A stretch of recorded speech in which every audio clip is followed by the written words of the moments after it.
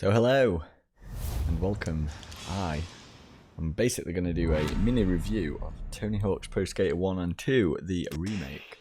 And I'm going to have to be careful because all the music in this is going to be copyright. Well, it is, yes.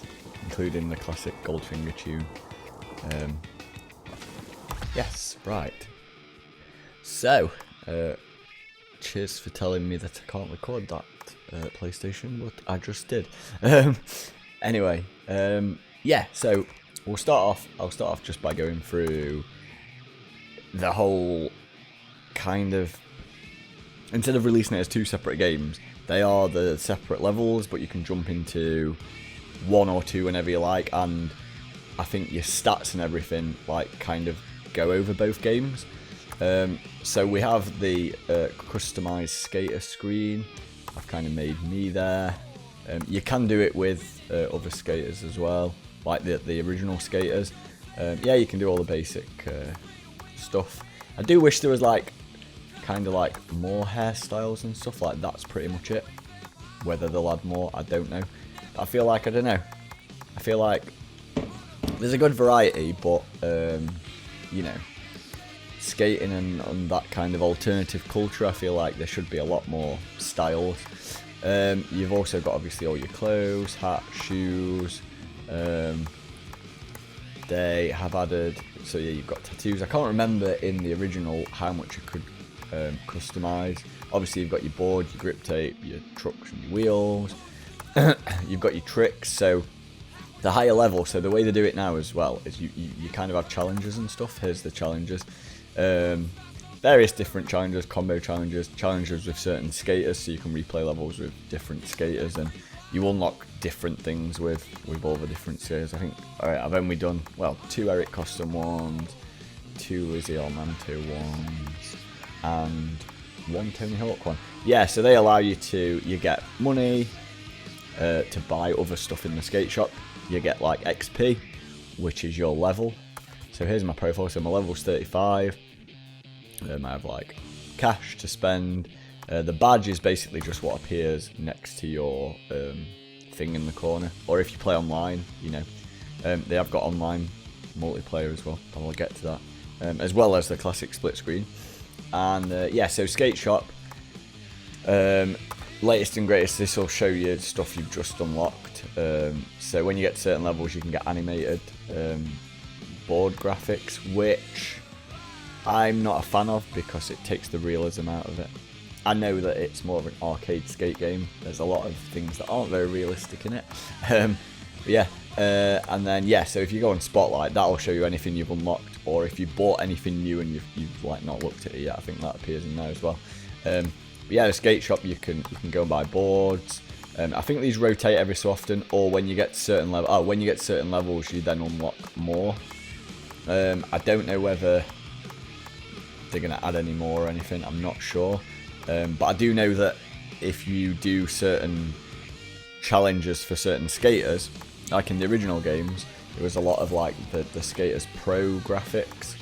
And there's a few here, but if you want to unlock a certain skater's graphics, then you basically have to yeah, you basically have to do the challenges for that skater.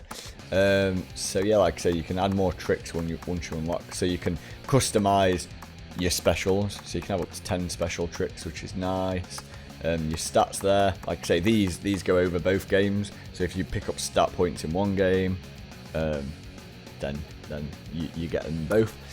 So yeah, there is the creator park. I'm not really played with that because I'm not a fan of, with a controller, I'm not a fan of the kind of placement and stuff. It's like when you play, you know, like things like Sims and stuff like that, and Planet Coaster, things like that. I'm not a fan of manoeuvring things around with the controller, and you know, remembering what button it is to resize things or rotate things and whatnot.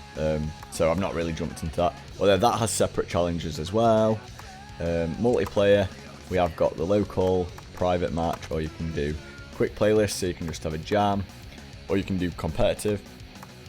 Yeah, like online competitive thing there. And what I'll do, let me just go through Skate Tours. So Skate Tours is the main, and as you can see at the top there, it says Crew Tour. So this is all my progress of any skater, and then Solo Tour is just on my own. So if I go on Crew Tour, as you can see, I've done 69% of 1 and 68% of 2, and then there's like ranked free skate, so you can just pick any level, do free skate like you used to be able to, but there's also kind of progress with that as well. But yeah, this I can, if I pick like Tony Hawk's 1 for example, sorry, no, if I press triangle, there we go. So you can create up to 4 custom skaters. It'd be nice if you could create more, but I suppose that depends on the max like multiplayer. I think then you can all pick a, you know, you can all pick your own, make your own. So we have got Tony Hawk himself, obviously, Bob Burnquist, Quest, I don't know how you say his name, never have. I always call him Quest, Bob Burnquist, don't know. Jamie Thomas, Rodney Mullen, Steve Caballero, and I like the fact that they've rescanned, you know, I saw behind the scenes and they've rescanned it, so like they are older in this, that they look like they do now. Bucky Lasek, another one I don't know how to pronounce. Chad Musker, who doesn't look that different. His style and everything has not changed. He's just got slightly older. Alyssa Steamer, Eric Costin, Jeff Rowley. Why do skaters always have names I don't know the correct pronunciation of. Kareem Campbell, William Glifberg, Andrew Reynolds. So all the ones that were there, and then I think these are all the new ones. So we've got Ayora. I'm not even going to attempt to pronounce that. We've got Leo Baker, Letitia Buffoni, Lizzie Armanto, Naya Hudson, Huston, I don't know. Riley Hawk. We've got Shane O'Neill, and we have got Tyshawn Jones. And fun fact, there was a behind the scenes video on YouTube of like him getting together with all the skaters, and they're like saying, you know, asking him a few questions, like little mini interviews, and him saying how things have changed since the first game, and you know, stuff like that. And obviously Riley is Tony's son, and in the video, the promo video for the first game, I think he was like 3 or 4, and you see him skating around, and Tony actually says to him, he's like, oh, did you know what it was about? Did you know what we were doing or anything, or why we were being filmed or whatever? And he's like, no, and he's like, you just wanted to skate, didn't you? And he's like, yeah. So I think that's quite cool that now he has become, you know, obviously with Tony Hawk as your dad, you're gonna skate, aren't you? So I like the fact that he's in it now. That's quite cool. But as you can see, challenges, trick slots, so you can unlock specials for them as well. Exclusive gear, exclusive boards. So you know, if any of them have got their own, obviously, pro graphics for their deck, or like certain clothing, you can unlock that. There is, of course, the unlockable Officer Dick, as with before, like hidden characters.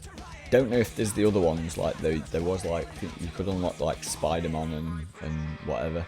But Officer Dick in this one is actually based on and played by Jack Black, which is quite funny. I think that's great. He's still called Officer Dick, but it's clearly Jack Black, voice and everything. And there's also behind the scenes on that. And yeah, so what we'll do is we'll just quickly go into a level. Like, I've done a lot of these. I still can't get, I managed to get silver. That's probably the best I've got on any of the competitions.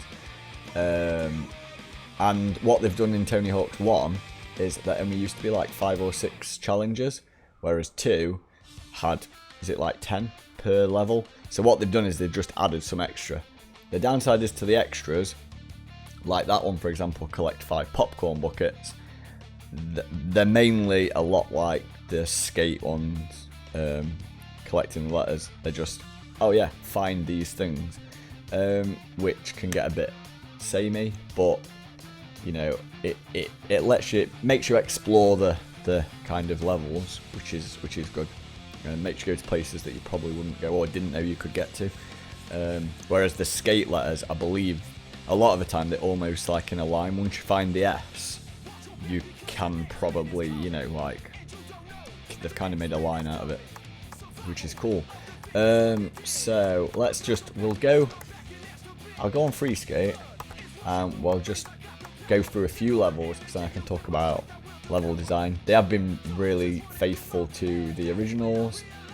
Oh, I like that. I didn't know you could do that. So basically, you can move around the preview. It's not just a preview video, so you can get like a little 360 of what it looks like. Let's try. Which one is the one? There is. Is it that one? Ah, yes. Yeah, let's go on the THPS 2, the first level, the hangar. I'll just go on free skate. Just because I do like the fact that obviously this was done by Vicarious Visions and Activision. Neversoft, I believe, aren't a thing anymore, as far as I know. And obviously they kind of created the first game. So if you notice on the walls here, as a homage, there's, I was going to say it'd be nice to get off my board, but that didn't come about till like number 4. So yeah, we've got the American Wasteland poster up there, Project 8, 4, 2, 3. The Neversoft logo there is like a little homage to Neversoft. Yeah, so I think it's quite nice that they just added like, I wouldn't say not Easter eggs really, because obviously on that one very good with it. Yeah, they're obviously not hidden, but it's nice that they, like, you know, gave people a bit of nostalgia. Is that another Neversoft?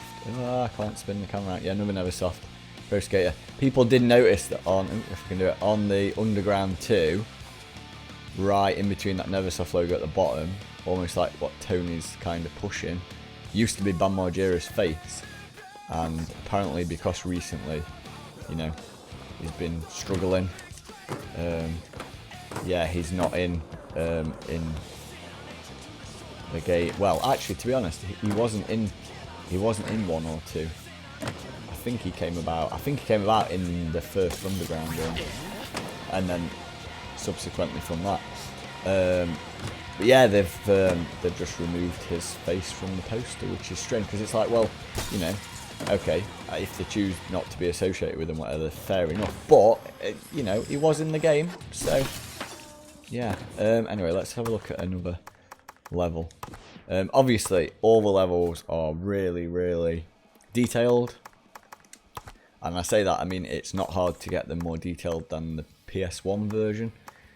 And let's go for a Tony Hawk's Pro Skater 1. Let's go Downhill Jam. Love Downhill Jam. Yeah, obviously everything's had an upgrade. Easy to do since, you know, PS1. And yeah, the controls feel exactly the same. I think it's in a different engine. I think this is in Unreal. I don't think the first one was in Unreal Engine. I'm not even sure if Unreal Engine was used widely back then. Obviously, like Unreal Tournament and stuff, but like, look, it's just, you get so much nostalgia, because like I say, the levels are laid out the same. I think a few they may have tweaked little bits or added extra bits because they thought, why not, let's add something new, or something that people that played the originals aren't going to be familiar with, like, just, you know, it's a remake, so we might as well add some extras in it. And yeah, but the weird thing is you get nostalgia and you're like, oh look, you feel like it's exactly the same as it used to be. Oh, I know, I missed that. But obviously it's not. It looks totally different, you know, even down to textures on the floor, and obviously improved sound, graphics, improved everything. But it does the job of scratching that nostalgic itch. Yeah, I love it. It's just, it's great just to play around on. And yeah, it also got me recently into skating again. It basically did the same thing now as it did to me when I was a kid, and got me to go out and spending money on a new board and attempt to skate again. And still, I absolutely suck at it. But you know, it's fun. It gets me out of the house, and yeah. So I basically turned back into old me, kind of. I play Tony Hawk's for a bit, and I go outside and I skate for a bit, and then realise that I cannot do 99.9 of the tricks that I can do in the game, which is fun. What else can I talk about? See, I could go over every little thing. It's kind of I'm no good at doing like full-on reviews, but as far as a remake goes, like I say, it's done by Vicarious Visions. Oh, that's another thing as well. There is Vicarious Visions logos that are hidden, similar to the hidden tape that they've just chucked in. I think they may unlock some hidden movies. Like, I've not unlocked any because you have to do, yeah, the different challenge. Oh, the stat points challenge. You have to do a stat points challenge for each skater to get the secret tape. Whereas I believe in the first one, you got a video for every secret tape. Like I think that the secret tapes were each skater's secret tape, but obviously there was one per level. And when you got the secret tape, that was that skater's. But obviously they've done it a bit differently, which is good because it gets replayability. You know, going through it with different skaters and stuff. And yeah, so you can get Bales, Rags to Riches. I'm not sure. I think some of these before were like the Bales one. I think it was something like forget what it was. It was something like just collecting all of everything, or I'm not entirely sure, but I mean I presume the Team VV one is maybe from getting all the hidden VV logos. Not entirely sure. And of course you get the intro movie, which you just unlock anyway. Yeah, so all in all, if you like the originals, get it. If you didn't like the originals and you like skating and stuff, get it. What else was I saying about? Oh, music, yeah. So without playing too much, I don't want to skip. I want to actually. Right, options, sound options. Mute. Oh, here we go. So another thing, game mods.